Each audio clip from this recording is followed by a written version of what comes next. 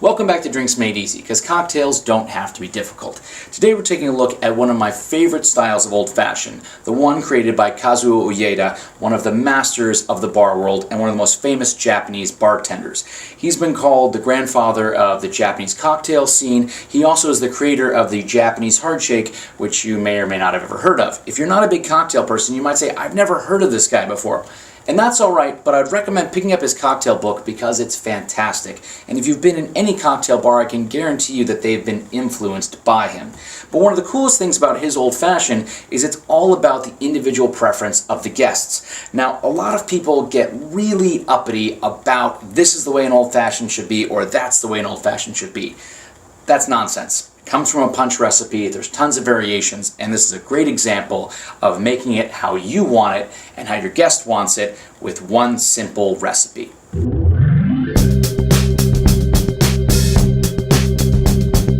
To build the Uyeda Japanese Old Fashioned, we'll start with a small sugar cube, or in this case just a half of a regular Demerara sugar cube. Next we're going to add 1 dash, or if it's not really coming out, basically 1.5 dashes of Angostura bitters and 2 light dashes of soda water. Now, before you lose your mind, this is called for by Mr. Uyeda, and if you have a problem with his technique, take it up with arguably one of the greatest bartenders to ever live. He does talk about using this because it helps to break down the sugar cube, which is part of the reason why it's become so popular all around the world. It just allows for the integration of flavor between the sugar and the bitters. And if you think that that's crazy, well, try making it without it or try making it with water, and you'll see that water does tend to just flatten it out, whereas a little bit of seltzer, we're not using soda water with Sprite or sugar, etc., does tend to lift it up a little bit. But again, if you have a problem, take it up with the maestro himself. Next, we're going to add some ice.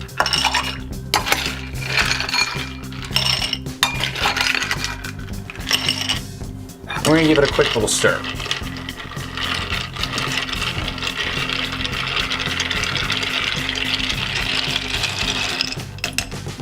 And next we're going to add the trio of garnishes, which is the hallmark of the Uyeda Old Fashioned, of a wheel of lime, lemon, and orange. The lime and lemon cut roughly to the same thickness, and the orange to a double thickness. Insert a nice little spoon. And this is where really the choose your own adventure style of the Uyeda Old Fashioned comes into play.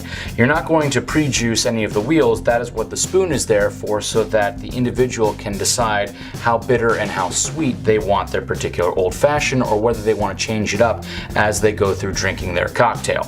And there you have the Uyeda Old Fashioned. Play around with the different amounts of citrus and let us know what you think. And if you have any other styles of Old Fashions that you particularly like, please recommend them. Thanks as always, and cheers from Drinks Made Easy.